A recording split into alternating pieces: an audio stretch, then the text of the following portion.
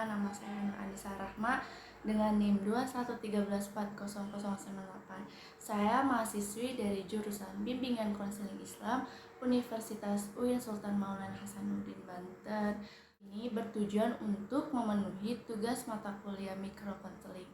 Nah, di sini saya akan menjelaskan bagaimana sih cara pengadministrasian tes itu, terus pengolahan data, penyampaian hasil program bimbingan konseling ini. Dan di sini saya menggunakan instrumen sosiometri. Dan untuk penjelasannya di video selanjutnya ya. Bismillahirrahmanirrahim. Assalamualaikum warahmatullahi wabarakatuh. Alhamdulillahirabbil alamin wa bihi nasta'in wa la umuri din wadin. Wassalatu wassalamu ala mursalin wa ala alihi washabihi ajmain. Amma ba'du. Sebelumnya saya ucapkan terima kasih kepada teman-teman semua yang telah menyempatkan waktunya untuk hadir di kelas ini. Gimana nih kabar teman-teman semua, sehat? Alhamdulillah ya, sehat semua. Semoga kita dalam keadaan sehat walafiat dan dilindungi oleh Allah Subhanahu wa taala. Izin memperkenalkan diri, nama saya Nur Anissa Rahma dari Universitas Sultan Maulana Hasanuddin Banten, jurusan Bimbingan Konseling Islam semester 5. Saya di sini meminta waktunya kepada teman-teman dalam melakukan kegiatan asesmen ini. Nah, tujuannya itu untuk mengetahui apa aja sih kekurangan dari teman-teman atau yang dibutuhkan dari teman-teman.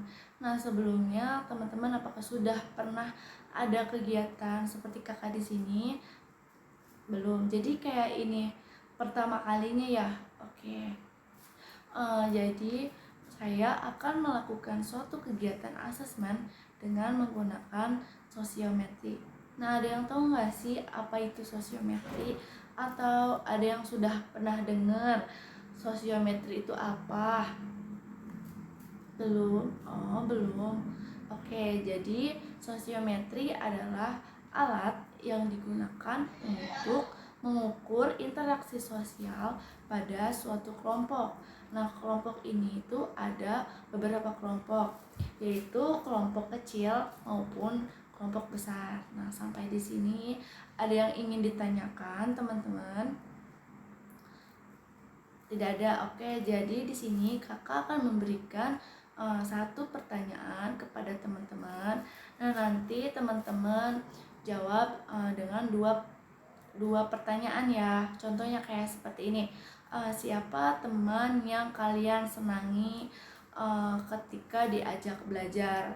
Nanti kalian akan menjawab pertanyaan tersebut dengan dua nama yang kalian senangi atau yang menurut kalian yang benar-benar bisa diajak belajar. Nah, sampai sini paham?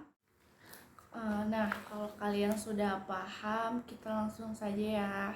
Jadi hal ini tuh bersifat rahasia ya. Jadi teman-teman tuh tidak usah merasa khawatir tentang data ini karena tidak akan diketahui oleh orang lain atau terutama teman kalian gitu ya yang mengetahui jawaban dari kalian.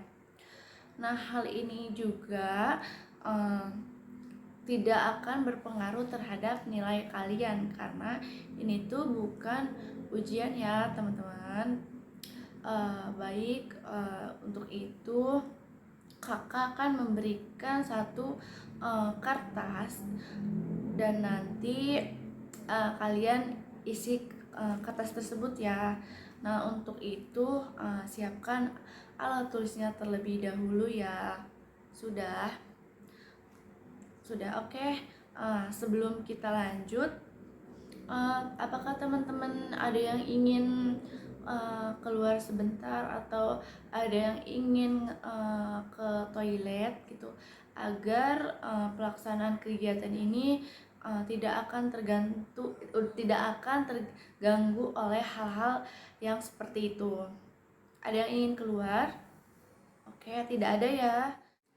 Jika sudah disiapkan alat tulisnya, alangkah baiknya kita berdoa terlebih dahulu ya teman-teman, agar kegiatan kita kali ini berjalan dengan lancar. Berdoa dalam hati dimulai. Selesai. Oke, tuliskan nama kalian beserta jenis kelamin kalian ya teman-teman.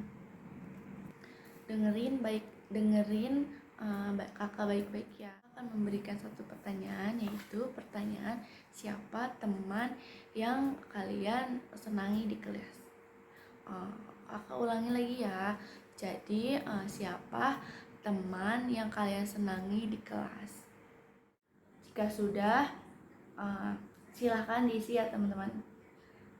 Nah, untuk pengisiannya tidak boleh mencontek ya teman-teman, karena ini tidak termasuk terhadap nilai ya. Tidak ada sangkut pautnya sama nilai, karena ini bukan ujian ya teman-teman. Tidak boleh tengok kanan atau tengok kiri. Nah, kakak akan memberikan waktu untuk pengisian ini selama 30 menit. Jadi teman-teman harus benar-benar mengisinya ya. Tidak boleh jawabannya itu sama ya teman-teman. Oke, paham ya? Karena waktu pengisiannya sudah habis, karena tadi kan kakak sudah bilang ya, karena waktu pengisian hanya 30 menit. Nah, kalian silahkan dikumpulkan. Oke, sudah selesai ya. Nanti data yang kakak terima akan kakak olah terlebih dahulu ya. Dan untuk hasilnya kakak akan mengumumkan di minggu depan ya. Untuk itu kita tutup kegiatan ini dengan membacakan lafaz hamdalah. Alhamdulillahirabbil alamin. Assalamualaikum warahmatullahi wabarakatuh. Maaf mengganggu waktunya ya teman-teman. Sebelumnya apa teman-teman masih ingat dengan kakak?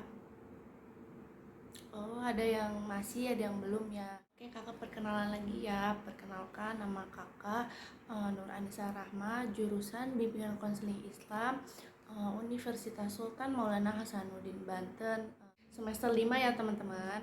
Teman-teman sudah pada ingat ya dengan kakak. Seperti yang sudah kakak katakan di minggu kemarin, kita akan bertemu lagi di kelas ini untuk memberitahu kepada teman-teman hasil data yang kakak olah terkait minggu kemarin.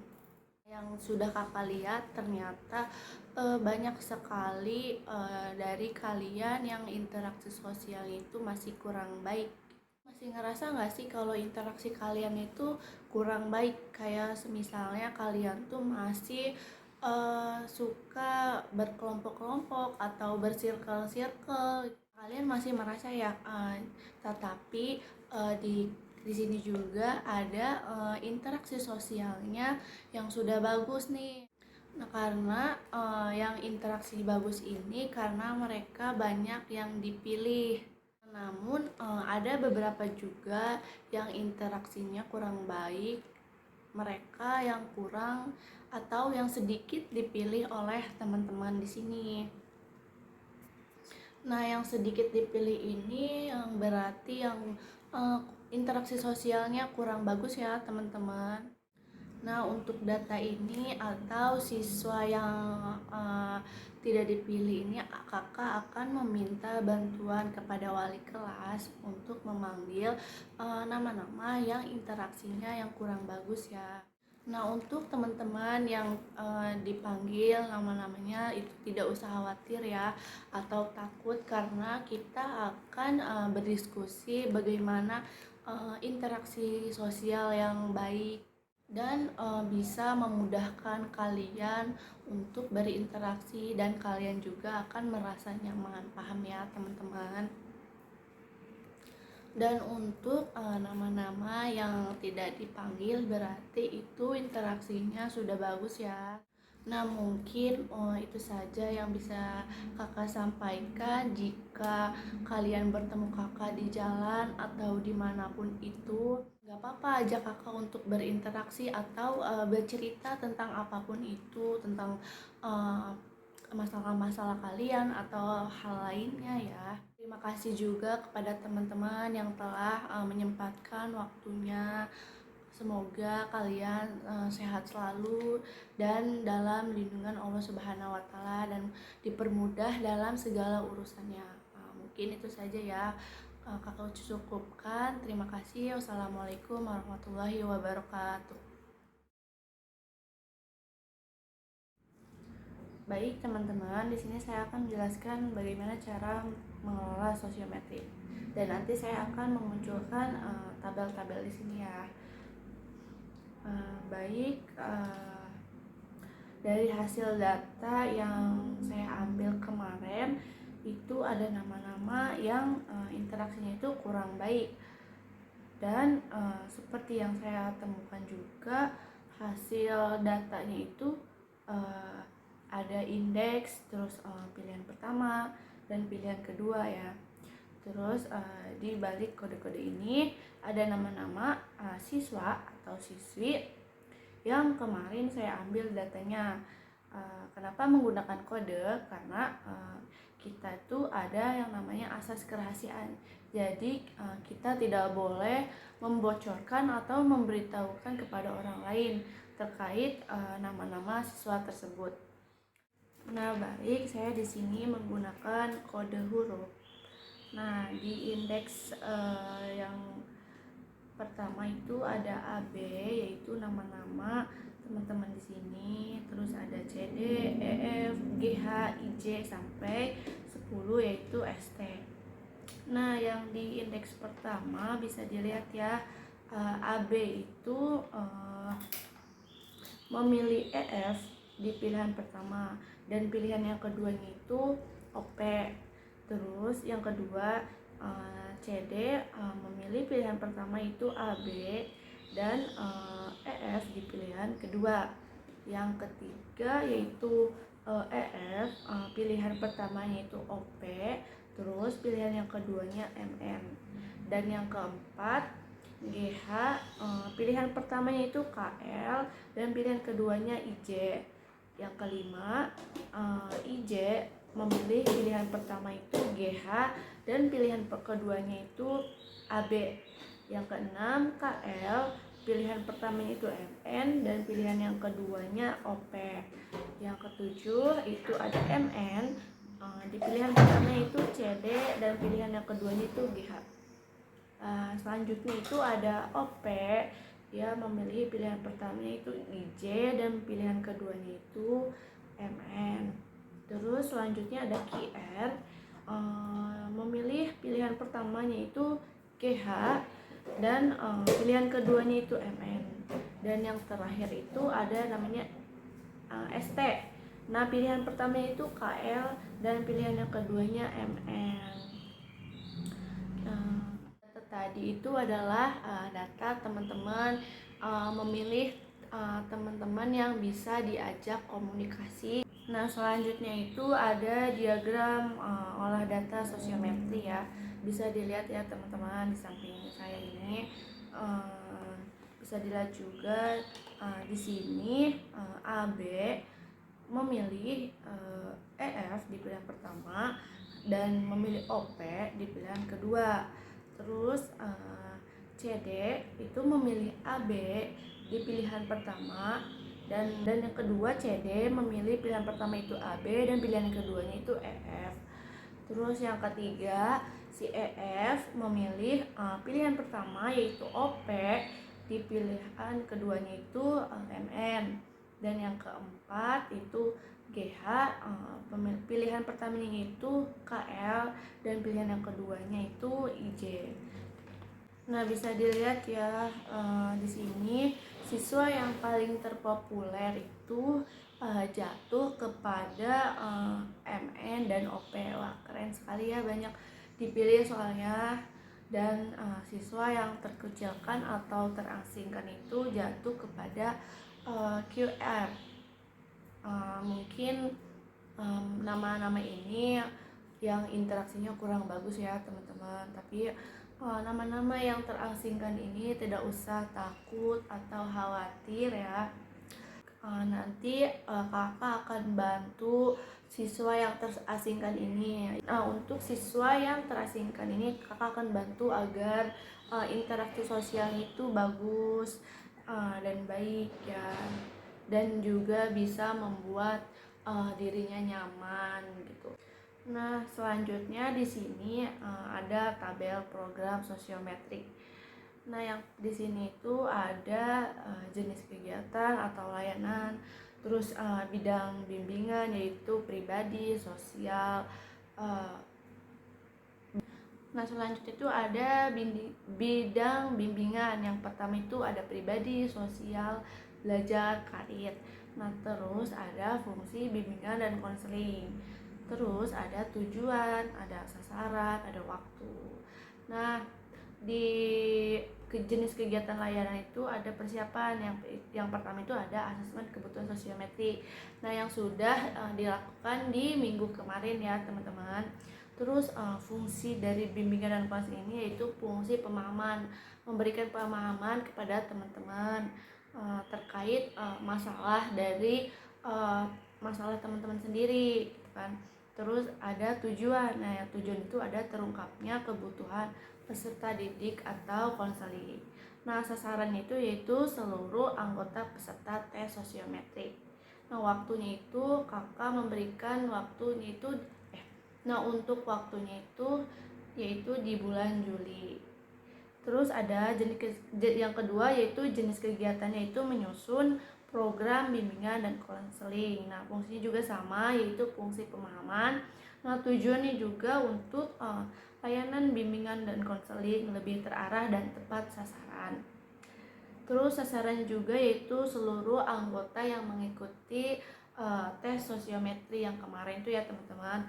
Nah, waktunya itu di bulan Juli juga.